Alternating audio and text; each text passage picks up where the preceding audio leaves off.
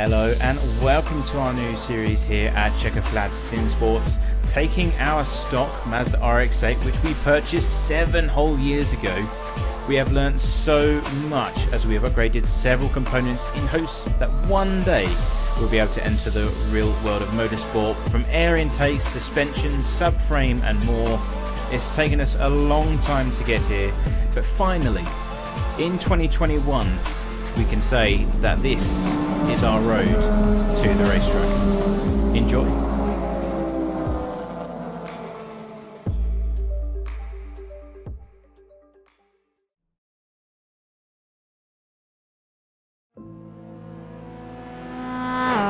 So, let me just paint the picture for you. You've been sim racing now for 10 to 15 years. You have a race car that you've been working on for 7 years. It's never been driven before, and you're just about, in a few days' time, going to visit your local circuit for your first ever race. Yep, I have officially lost it. So like any other sim racer would do, I do the only thing I know how, and that is to load up the simulator, and I do lap after lap on the Brands Hatch GP circuit using the Mazda MX-5, the old one, as it's got very similar characteristics to the car that we will be running. And that's what we do. We practice and practice until we know every bump, every curb, every turning point, every single thing about the circuit that we possibly can, going forward into our first ever race. And only then do I feel confident enough to actually finally leave the house and go to our first ever race at Brands Hatch. I think I just shit myself.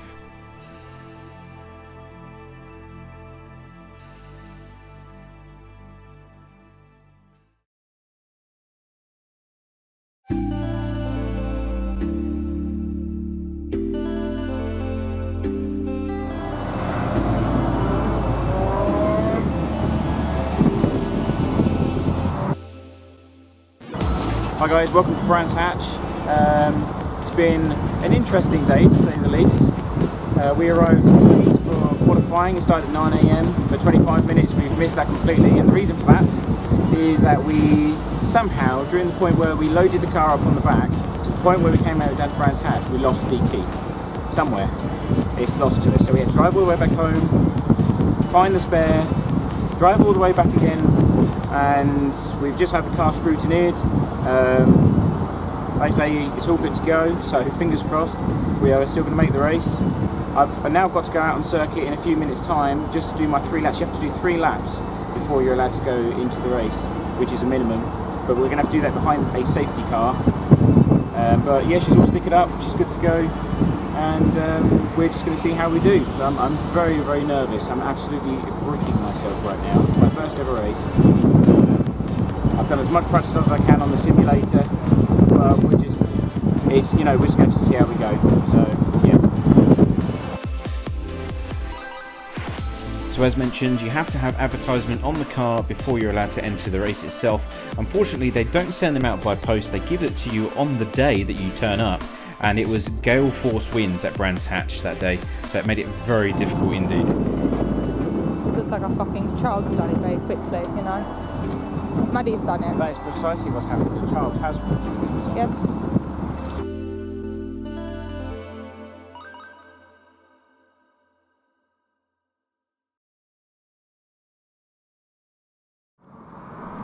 As some of the races were going ahead before lunchtime, we had to suit up and get ready to go. So we put on our gloves, our helmet, made sure we was all ready, and made our way down to the assembly area. So I gave my fiancée a little wave goodbye and then headed off.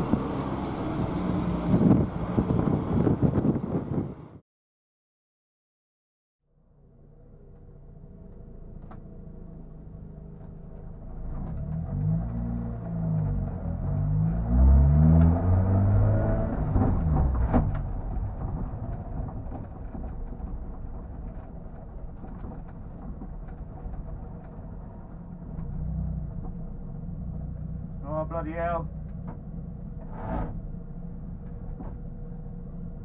Oh, this is nerve-wracking. This is terrifying. This car hasn't been driven in 6 years. that has not seen a road in 6 years, and I'm about to enter Brands Hatch GP circuit for 3 laps. I am petrified. I am bricking it right now, and here we go. Now, I can't really describe what was being felt at that moment in time. It was just a mixture of everything, all these strange emotions, happiness. I couldn't believe that I had actually got to Brands Hatch and I was about to enter the circuit. You know, at the same time, I was absolutely petrified. I did not know what to expect. I was worried a wheel was going to fall off, the suspension would fail, the car was going to set on fire, and all that hard work, those 7 years of blood, sweat and tears was going to be all for nothing. I really did not know what to expect. And so we entered the circuit, went down Paddock Hill, which is the first corner here at Brands Hatch, and on the way back up, the car just didn't accelerate past 60 kilometers an hour, and I thought, oh no, already we've got an issue. You could hear the engine just not going past that certain speed, and it went into limp mode for some reason. And now typically with a Mazda Rx8, that usually means there's something wrong with the oil metering pump. It's not getting enough lubrication, overheating problems, so it just goes into that kind of mode. And at the same time, as soon as I was trying to look down at the dashes, the car is sliding all over the place on these basically rubbish tyres that we've decided to take with us, which are the Nankang NS2s, which I regret buying. Full stop, because even with the traction control on, the track wasn't really that damp at all, and we're just sliding all over the place, counter steering, and we're actually losing ground to the safety car and the guys ahead. Thankfully, after a while, I don't know what I did. I kind of just changed down a gear or two, mashed the gas, hoping that it would maybe kick some life back into the oil metering pump. You know, with hot oil flowing through the system, it might clear whatever obstruction might be there. And thankfully, I don't know how or why, but whatever we did, it worked, and the car was able to come out of limp mode. It started to drive really nicely, and we decided to put our foot down to try and catch up the guys in the safety car, because we are really far behind now after having that limp mode problem. But, you know, the car was all over the place. We had to keep the traction control on because I just did not have the confidence at that point. I did not know what the car was going to do. I did not even know if it was going to survive. So my only focus, my sole focus for that day, was simply to get the car to the end of the race. I knew full well that the tyres were not up to spec. You know, before we even went out on this, I was walking around the garages. The guys that all over the place had semi-slick tyres. They had full rain tyres, you know, spare wheels like you wouldn't believe, and then there was just me with whatever I brought on the back of the truck. Anyway, the car did survive. We managed to complete our 3 laps as required, so that means that we were in the race. More surprisingly for me, it didn't burst into flames, it didn't break down. I mean, she had a bit of a tantrum, but she worked when we asked her to, and we are now ready for the race.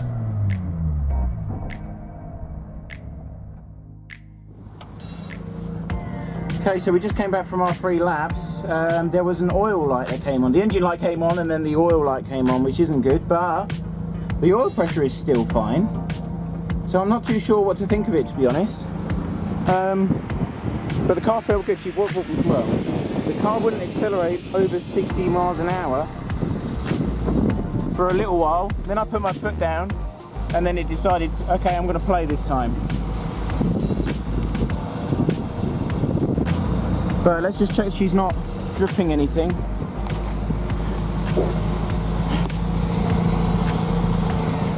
It's going to reverse back, see if she's leaking.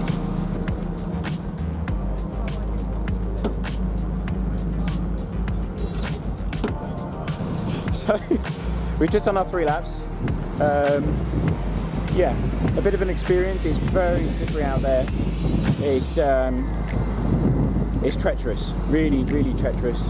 Yeah, I was doing a lot of counter steering. She was sliding all over the place. Traction control was going crazy. There was a slight moment when she didn't want to go over 60 miles an hour despite being in 3rd gear. You have to be so gentle with the throttle with this thing. The problem is the power band is all at the top end, so that means a lot of, it's a lot of revs going to the back wheels, and that's going to be a problem for us in this car. It doesn't really like wet weather, so we're going to be struggling today. But if we can bring her home, if we can complete the race, then you know, we've made it one step further, really. We've been put in Class D, which is the slowest class in existence for this particular championship, which I was a bit disappointed about, to be honest. But I think there's still some issues, some goblins still inside this car. It can go a lot faster, that's for sure. But that's what the dyno results said. So we'll just play ball and see what happens, basically. So next will be the race. That's waiting till 4 o'clock. Hopefully the track will dry a bit more. That will suit our tyres much more. I already saw some dry spots starting to appear out on circuit. So hopefully that will continue as some of the other races go ahead. So let's see how it goes.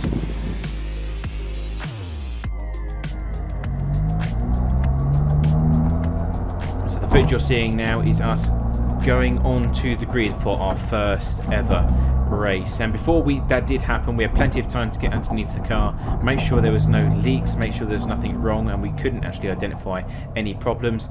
We did some research after the race, and it does turn out that this particular year of RX8s does suffer from bad oil sensors. So it was a bit strange because we did turn the car off, let it cool down a bit, turn it back over, and all the warning lights disappeared. There was no errors showing on the dash whatsoever, and that's what the car is at the moment as we start our warm-up lap now at Brands Hatch.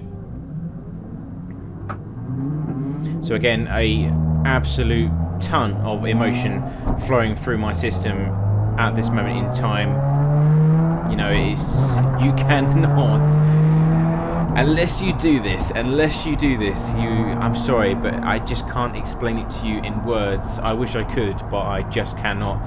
Until you line up on that grid for the first time in your own car, it's such a unique experience. You just feel like you're on top of the world, you really do. It doesn't matter that we started on the back of the grid, it doesn't matter that we missed qualifying. You know, after 7 years of working on this thing, the amount of overtime that I've done, you know, we haven't gone out for meals with friends, we haven't gone clubbing, not that I have any friends anyway, but you know, we haven't gone out for meals, we haven't gone cinema, we haven't gone like night clubbing, whatever. All that sacrifice comes down to this very moment to see if it's going to pay off or not. You know, and a bit of confidence started to emerge in the sense that it lasted 3 laps. But at the same time I was thinking, you know, it wasn't happy at the same time. So although we knew that we had a car that was working, we did not know if it was going to last the 45 minutes that was just about to become a reality. So yeah, we're just warming up the brakes, warming up the tyres as best we can. We're keeping the traction control on for this race simply because we do not feel confident yet. The tyres aren't ideal. Again, everyone else is on semi-slicks.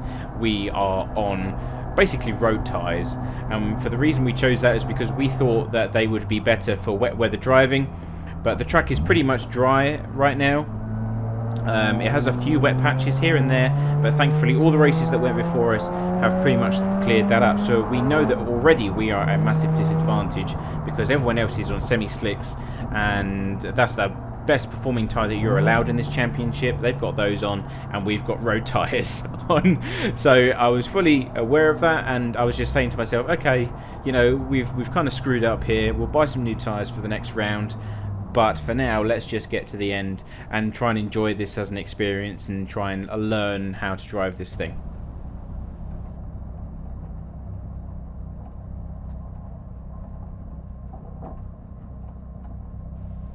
So we line up on the left-hand grid with the last car in the pack, as already mentioned, and then we get the go-ahead from Race Control, who will soon unleash the grid. So yeah, they tell me to come a bit forward because I was like, oh, actually, I don't know.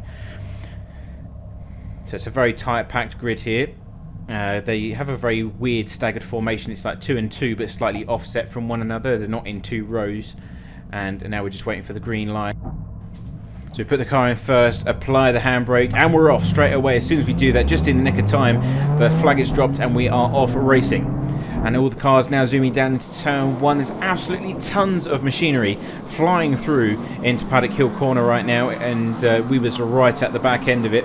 And we do decide to actually back off because in a few races that we've been watching before ours, there was a few accidents in turn 1. So my sim racing instinct is telling me, you know, turn 1, lap 1, it's going to end in tears. So we do actually back off quite considerably. We don't use the whole rev band, and we're just kind of holding off And we decided to take this guy straight up down the outside of Druids because he's going relatively slow.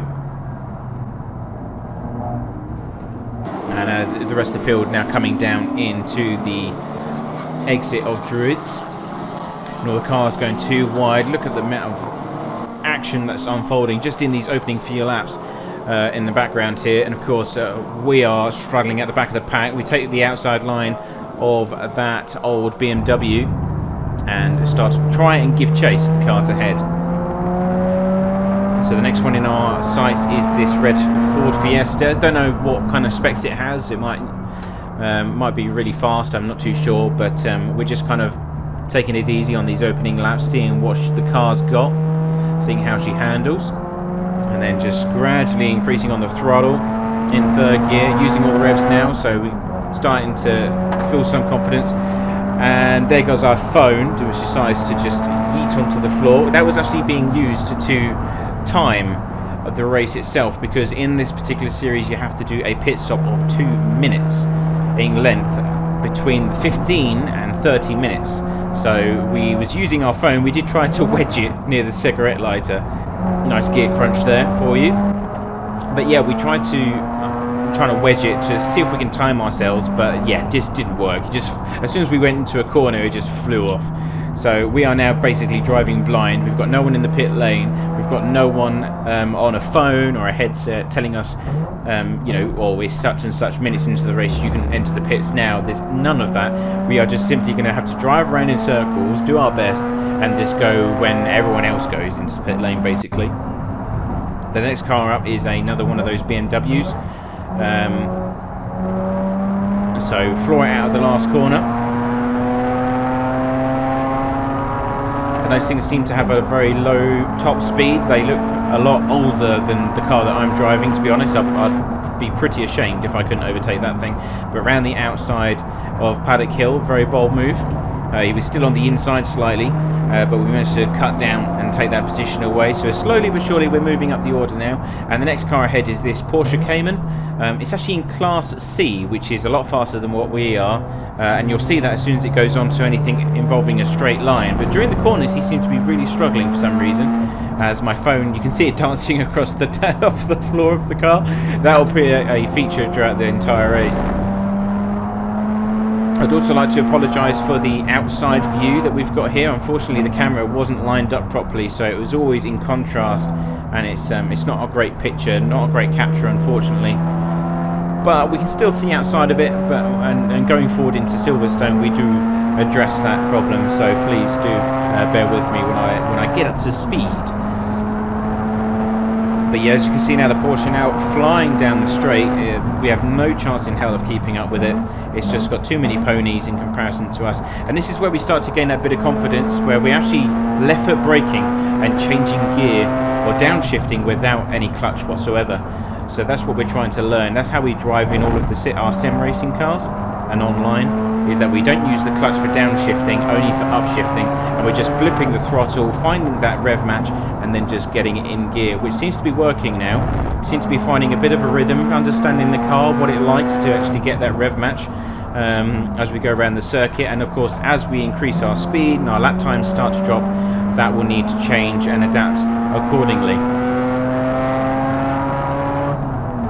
So already we've made a few positions. We overtook that Class C car. I'm not too sure why he was struggling. He might have been trying to nurture a problem that he was having. But the next car up in line will be the Citroën Saxor, with its very bright orange wheels. Like the contrast in the silver paintwork, to be honest. But again, round the outside of Paddock Hill Bend this time. He goes defensive on the inside. This guy's in the same class as us, so it's a move for positioning class. And we try around the outside. He's still there on the inside, just about, but we get the move done on the brakes to Druids. And as you see, two of the other competitors, they're also in Class D, and we've already lost a ton of ground just by holding off at the start of the race here. So now it's about getting our head down, focusing on what's ahead, and just bringing those lap times in, trying to get some form of consistency flowing for us.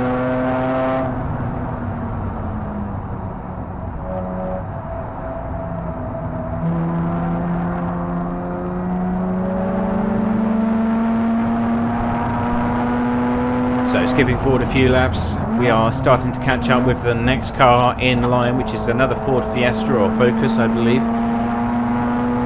And just coming through the top half of the GP circuit, starting to come back down the hill again. And we're starting to now find a nice rhythm with the car. We're starting to feel confidence in what it can do. The tyres feel like they lose grip, especially on corner entries. A slight bit of understeer, but also, again, the traction control is really going crazy because we're trying to really push. And we're having to give way to some of these faster classes. Again, this is a multi-class racing series. You've got classes from A through to D. And this is actually the Super Cup Championship. So they merge the Track Day Trophy with the Super Cup Trophy. And that's where we get this mixture of classes. And it's a good opportunity for me to overtake the BMW on the inside. And also, them overtaking in that last corner really allows us to close up to the back end of the next car. Once again, trying around the outside of Paddock Hill Bend because it worked for us before. We are side by side coming through the corner. Unfortunately, you can't see it, but using all of the runoff area, and that seems to work for us. So this car really does perform well in the corners, and that's one thing that I did find is that we were faster in the corners. It was the straight line speed that really did start to let us down. And as the race would progress as well, we noticed that we were struggling with tyres because they were really overheating, because these tyres aren't really designed to be used on track days. They are road tyres, as previously mentioned. So just letting a few other cars by there, they're going through and just flying off into the distance. And now we've overtaken that car and just hammering on, once again focusing on our lap times. So once again skipping forward just ever so slightly and coming down into the final corner here. So just skipping forward a few laps now, coming down once again into the final corner. We're still ahead of that Ford Fiesta, but he's not that far behind. He is staying with us. He's not that far behind. He is staying with us, and the reason that is happening is because the track is drying. There's been no further rain during the session, and that's meant that we are slowly but surely starting to lose that advantage that we had at the start of the race, because our tyres were slightly better suited for those damp changing conditions. And we actually go deep into this corner here as we see a lunge from one of the faster classes. We let those two go by, and we actually struggled to get back up to racing speed. But that cost us a bit of time. But yeah, now that those semi-slick tyres, they're in the perfect window of operation for these guys. You know, they're able to have all the grip in the world, and we are now starting to struggle. As you can see, the tyre screeching is quite drastic, which means we are on the absolute edge of what's possible. We still have the traction control turned on because we don't trust the tyres, but you know, we are still hanging in there and trying to do our best. Also, it's worth mentioning that I have no clue whatsoever what is going on in the outside world. I don't know how long is left in the race. I don't know how long we've completed. Don't know how long it is until the pit window opens. Or in fact what to do when the pit window opens. Now we do have the first of our yellow flags of the race coming up, and that's coming into the last corner. Some guy sends it off into the gravel, and as you can see the recovery truck trying to do that, and we actually get overtaken. This surprised me a lot, is that this silver Integra actually overtakes us down the inside, and same goes for the BMW on the right. And what happens is that we don't want to accelerate because those guys are there, and the Ford Focus that was behind us held back and then floored it going into the final corner and was able to take that position back. But I don't know if they got a penalty for doing that, but of course yellow flags means no overtaking. And we slowed down, but they didn't. They just kept going, and they only realised once they got to the next station that they were meant to slow down. So not too sure why that happened, but it did. Now we've got to catch up back to the Ford Fiesta again. It seems like he's been pretty annoyed that we was able to take the position, and I'm saying to myself, okay, you know, we know that we're in a disadvantage now. The tyres are overheating. Or they don't feel as good as they did at the start of the race. We're getting quite a bit of understeer, and the guys are all on semi-slicks pretty much, and they're going to be flying away any minute now. So I just thought, okay, so let's just keep going, see what happens, just try our best to make this work, make sure that we get to the end in one piece. But I still want to race, I still want to do battle, and we have some other cars coming through. These are in Class C themselves, which is I think a Citroen Saxo and a BMW E36 or something like that.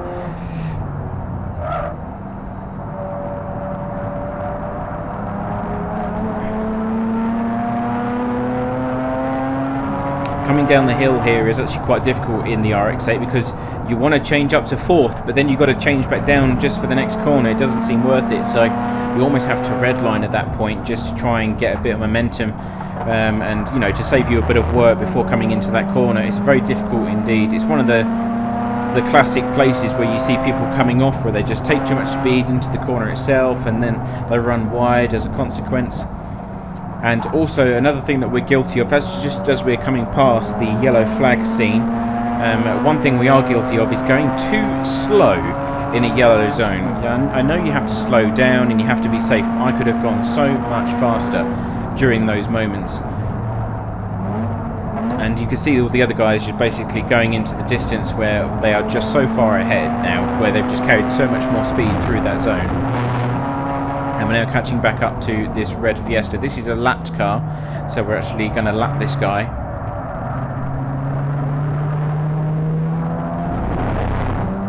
But it's a bit frustrating, to be honest, because I'm trying everything to try and stay with the white focus, but it's just every time I get close there's either a class car that goes by or the yellow zone comes back and I'm just going too slow during that, in hindsight of course.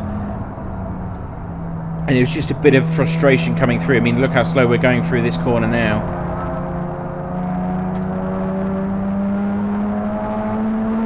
I'm just trying to get past the car, but suddenly he bursts into life as soon as we enter the back straight. Seems to find a lot of speed, and finally he yields as we come down into the final corner. Or sorry, the mid-sector.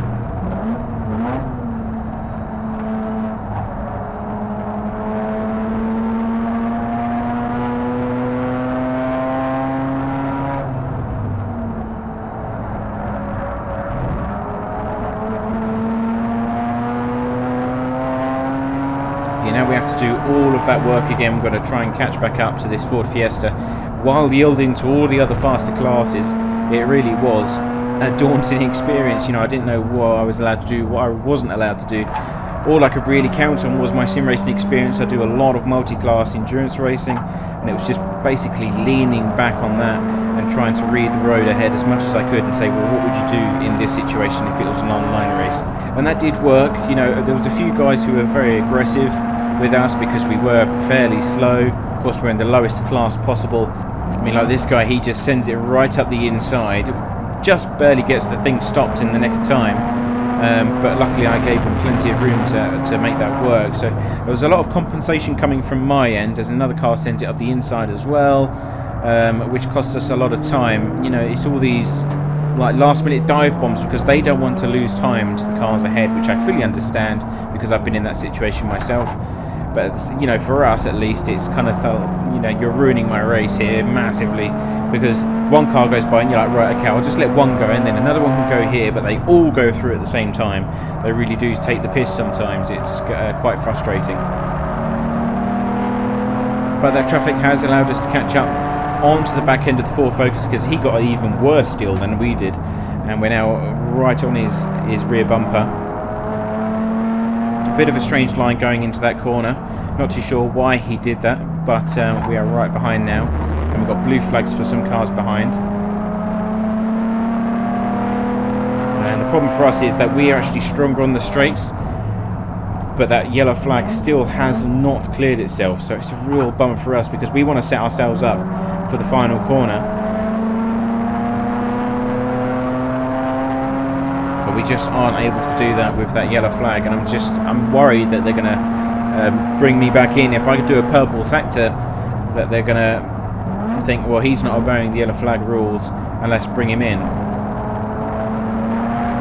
On the upside though, as the race keeps going on, we are actually finding a nice rhythm with the car. You know, the gear changes are starting to come together. We're able to match the throttle very nicely. You know, the car feels absolutely incredible. Minus the tyres, we are, again, the traction control is going crazy. In hindsight, I really do wish I did turn that off, because it was bone dry at this point in the race, despite only running for maybe 10 to 15 minutes. And that would have given us a lot more speed through the corners, I reckon. But that we just didn't do that. We was just so focused on just getting home that it didn't even cross our minds. This guy just really slow. I think he thought we was going to go up the inside, but at the same time there was a faster car next to me, so I had to let him go. And look at the speed coming out of that corner. You may as well be standing still. And it was just situations like that that allowed the car ahead to just go away into the distance like you wouldn't believe. And it was really frustrating in that regard.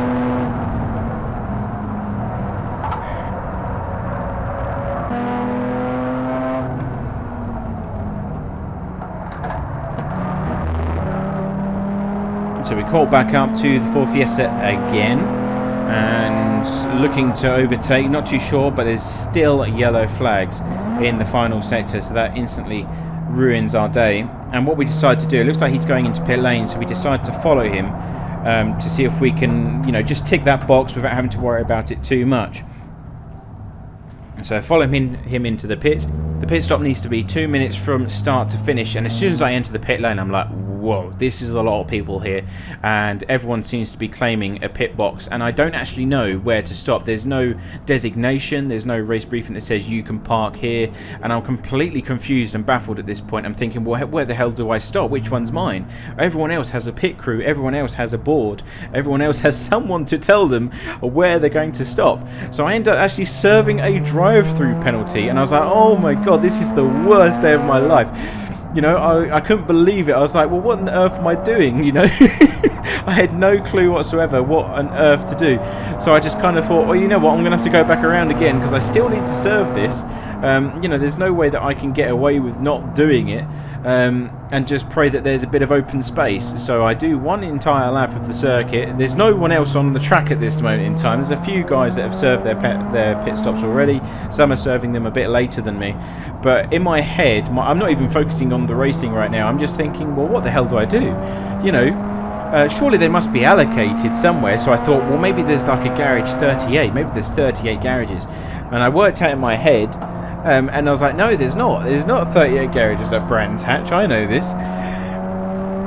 So I was just thinking, well, how do I get out of this situation right now? And I thought, can I ring the missus and tell her to, just run down to the pits quickly and assign me a pit box? I was like, no, I can't do that.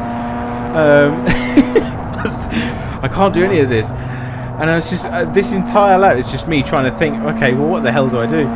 So in the end, I just decided that the best thing to do is just to stop in one of the closed garages, or basically where nobody was standing, so I didn't run anyone over. So we just come down into the second half of the GP circuit now. You know, at the same time, I'm thinking, how much time have I just lost by doing that? You know, I've basically given myself a penalty, and there's me trying to rub in my eyes, just thinking, oh, for God's sake. In that moment, like, what have I done? All this hard work has been for nothing. I've just lost all of those positions, and that Ford Fiesta is going to be right up in the order now, and you know, I'm going to be way behind as a result. Oh, and this guy nearly takes off our nose by cutting it short. I had to brake early to make the corner and stay on the inside line without drifting out wide.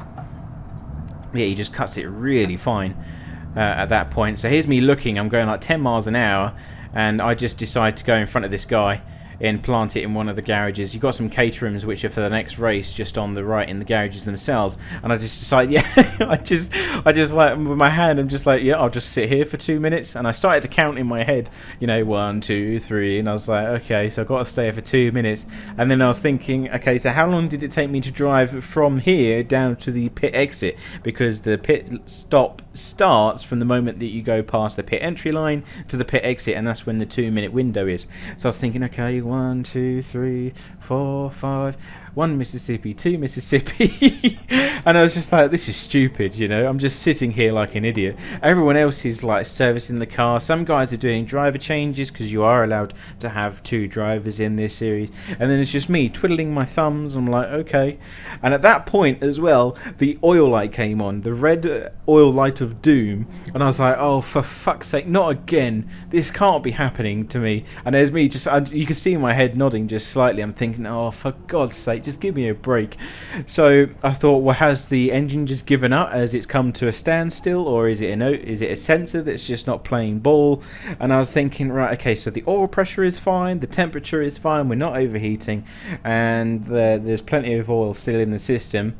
So I thought, you know what, if it goes, then it's gonna go. So I just engaged first gear, and I think, you know what, screw this, I've come this far, I may as well try and get to it. It's either retire now or go for it, and I decided to just simply go for it. So engage second, avoids running over one of the other racing drivers that walks past there. And I have a rough idea of how many seconds it's been, but you know, I have no idea how long it took me to get from the pit entry to the point where I parked up. So I get to the exit, just simply start driving again, and as far as I'm concerned, I've served 2 minutes, and hope for the best that is the case. Look left to see if there's any traffic that's going to come alongside, because it is a horrible pit exit here at Brands Hatch. We'll let one of the cars by because there is someone there in the form of a BMW. I think he's class B or C. And missing a gear once or twice as we try to get back up to racing speed. And as you can tell by my behaviour, my demeanour, is kind of that experience kind of threw me a bit. You know, I was thinking, well, how can I be that stupid? You know, how can I not think about where I'm going to stop? But then I was thinking back to the regulations, and there's nothing in the regulations about pit stops. There's nothing in the regulations about stopping procedure. It just says you must serve a pit stop, and that pit stop must be 2 minutes long, and you're not allowed to refuel, you're not allowed to change tyres, yada yada yada. But there was nothing about where you should stop. And I messaged the guys after the race about this, and I said, look, do I have a place to stop, or is it just simply find a gap and just plant the car there for 2 minutes? And that's what it was. You just literally find a space. Doesn't matter when you come in, just find a place to be and then just stop. And he did also mention that that's why it's handy to have an extra body or an extra set of hands that can, you know, go down into the pit lane and say, right, let's stop here for today, and this is our pit box for our race, you know. So that does come in handy, but you know, we didn't have any of that in hindsight, and that is a wonderful thing, isn't it, hindsight? So maybe going forward we can fix that problem, but for that day I was just like, ugh, really fucking annoying.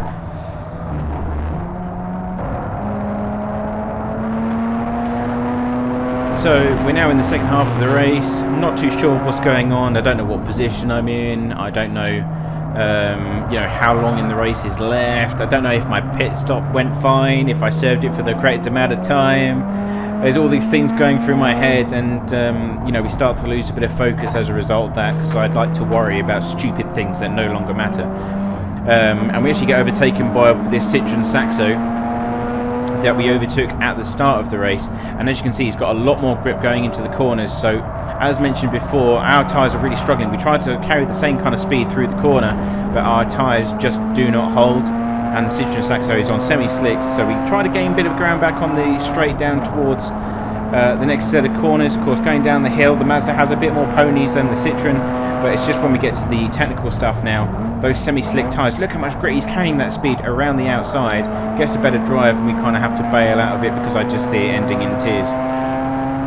So we are now struggling, so we just think, okay, let's just, you know, screw this, we're just going to get to the end. We're just going to keep driving until we get told to stop driving, which seemed like a reasonable, good strategy to me.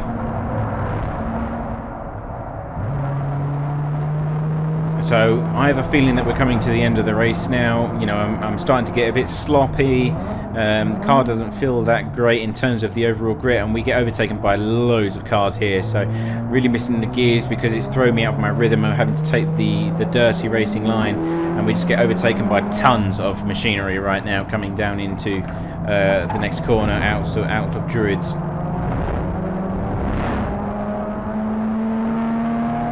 So you can see me now checking my mirrors, making sure there's nothing on the left. because I do like to do a last minute dive at this particular corner.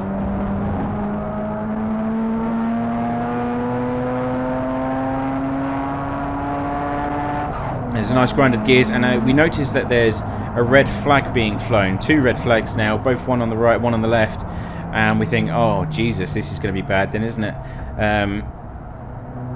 And so we slow right down, thinking, you know, that's what you're meant to do anyway. It says, you know, the race has stopped officially now, so we are where we are. Not too sure if they're going to allow us to continue. We see this ambulance here, so I give them the old flash of the headlight saying, you can go, mate. Not too sure if I'm meant to stop or not, so I just kind of hugged the inside line because there was an ambulance right behind him. And I'm just thinking, okay, just keep going, just keep going. Just keep the car rolling, because the last thing I wanted is for someone to hit me up the back end, not knowing what was going on. So we're just waiting for the ambulance to go by. So I think, oh Jesus, this is a pretty nasty one. And just follow the ambulance through. I have no idea where this is, of course. No information coming from anyone, because they've got no way of talking to anyone as it is. And they've got the still red flags. And as we come around this corner here, that's when we get our eyes set on the actual incident. Looks like car went into the barrier, unfortunately. But yeah, going off the circuit to try and get around all of the debris. Thankfully, I believe that the driver was okay. Get a bit of a thumbs up from the doctor there as we let him by, which was nice. But that's when it hit me in that specific moment. When I saw that car, I just thought, oh, okay, that could have been me, you know, in that split moment. That could have been my car, because it was all over the place today. It was, you know, the traction control has been non-stop flashing at me saying, what the hell are you doing? And we all get sent into the pit lane. But that is pretty much the end of the race. There was only a few minutes left, unfortunately, so they wasn't able to restart it, and that is basically it. So it's a bit of a strange end to our first ever race. I wasn't expecting that, but I'm just so happy that we actually made it to the end of this thing. You know, the car did not fail me. She actually did her job. You know, all that hard work has finally paid off. Sure, the tyres aren't great. There's a lot of gremlins that we still need to address, but at the end of the day, it survived. It did exactly as intended. It means that I actually know how to do things. I've actually installed the suspension, the exhaust, you know, all the other bits and bobs, the air intakes, the ignition coils, the spark plugs, the wires, everything. You know, all of those things I've done myself. I have never done any of that kind of work before in my entire life. And yet, it worked. I cannot believe it. I was over the moon. I was ecstatic. I could, you know, I just basically wanted to get out of the car and just jump up and down non-stop. But you know, it's again, it's hard to describe in words. But so, you know, the race was now complete. We brought the car back to the garage. We actually got stuck behind some guy on this weird little trolley thing. And he's got his trolley jack, and it keeps he's struggling to get up the hill. It's quite funny. I was thinking, oh, for God's sake, there's traffic jams even at Brands Hatch, you know, where people are trying to get all their equipment back to their vans and you know, their lorries, etc. But yeah, we made it through, and that is our first race. So guys, our first ever race.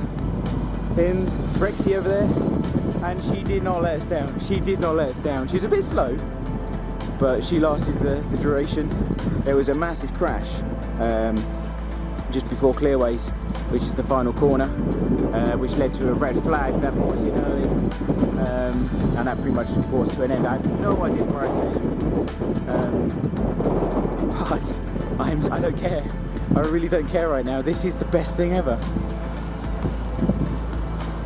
Absolutely the best experience you could ever do, you know.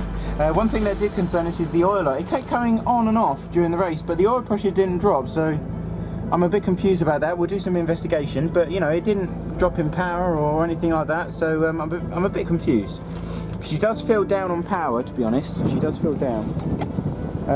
She's not very quick at all, even at the higher revs when you expect the rotary to really kick ass. But we'll see what should we do for the next week. I mean, I don't really expect much to happen between now and then. The next race, which will be Silverstone. We need some better tyres, because these things actually turned out to be quite a dry race. But as you can see, the tyres are already starting to blister there. Still plenty of tread on them.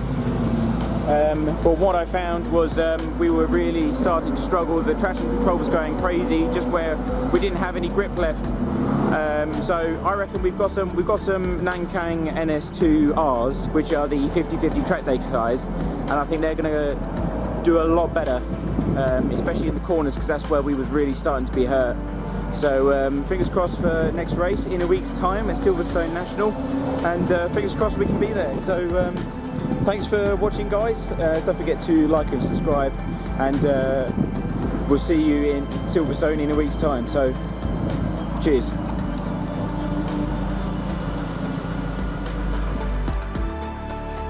Come join us next time as we visit Silverstone Circuit for round 3 of the series, where we experience what has to be the worst driving conditions I've ever experienced in my entire life so far. Are we going to survive, and are we going to bring the car home? Tune in next time and find out.